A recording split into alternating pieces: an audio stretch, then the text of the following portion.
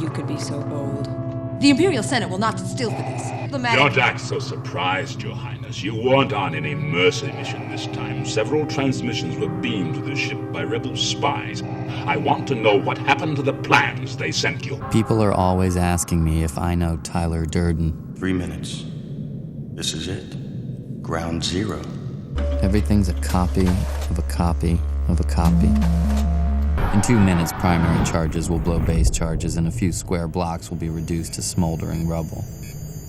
I know this because Tyler knows this.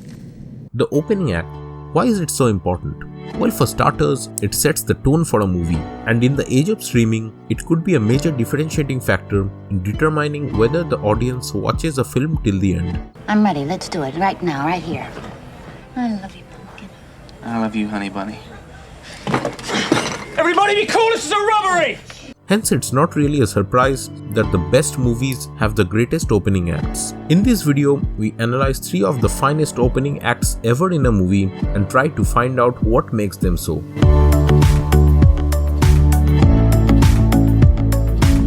The Godfather is one of the best films to ever have been made, period. And it probably has one of the finest opening scenes in movie history. The shot begins with Bonacera, an Italian immigrant disillusioned with American institutions who have failed to give him and his daughter justice, imploring Vito Corleone to murder the boys who assaulted his daughter in exchange for money. How much shall I pay you? The Godfather feels insulted at this treatment akin to a hired gun and infers that the Undertaker was afraid to be indebted to him and never actually wanted his friendship. Bonacera. What have I ever done to make you treat me so disrespectfully? And even though he ultimately gives in and a futures contract is agreed upon, Don Corleone refuses to kill the perpetrators as he believes that it wouldn't be true justice as his daughter is still alive. That I cannot do. It is a small yet significant detail as it makes the viewer sympathize with him and not treat him like an overlord drunk with power. That is not justice. Your daughter is still alive. 2 things stand out in the scene which are pivotal to the entire movie. First, it explores the changing nature of one's beliefs when confronted with an impossible situation. Godfather? Good. It is similar to the transformation of Michael Corleone at the end of the film, who finally understands that there is no black and white in the real world, but only various hues of grey. Only don't tell me you're innocent, because it insults my intelligence. It makes me very angry. And secondly, what stands out is the importance of family, another recurrent theme throughout the movie. Fredo, you're my older brother, and I love you. But don't ever take sides with anyone against the family again. The scene actually takes place just before the Don's daughter is to be married, hinting that family is everything for a commoner like Bonacera and even powerful men like Vito Corleone. As a part of a larger commentary, Coppola also highlights the plight of being an immigrant in America, something which resonates with people even today. America has made my fortune. I stood in the courtroom like a fool, and those 2 bastards, they smiled at me. So as you guys can see, there is a reason why everyone likes to call The Godfather one of the best in modern cinema.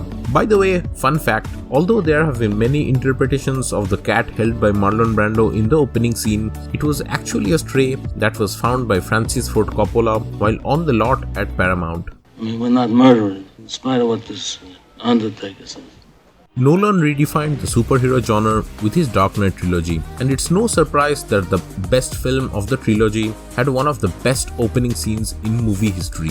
The scene begins with an establishing shot of Gotham, quickly followed by close-ups of armed robbers in clown masks who are part of an elaborate scheme to rob a bank.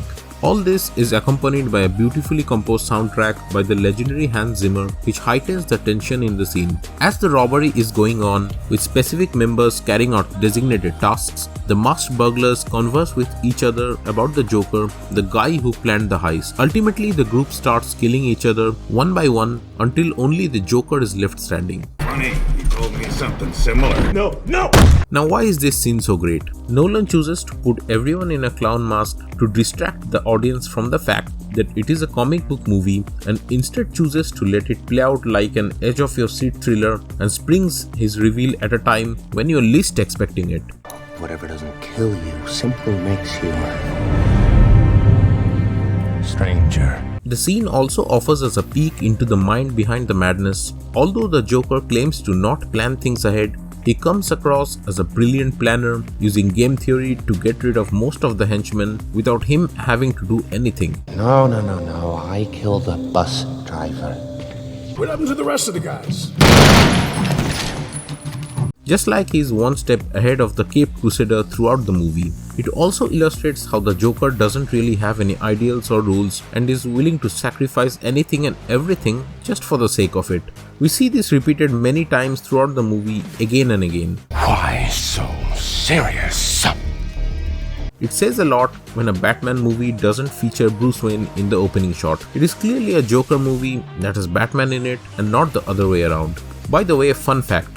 This scene was inspired by the heist scene in Michael Mann's Heat starring Robert De Niro and Al Pacino, and this explains why William Fichtner made a cameo as the bank manager. Any idea who you're stealing from?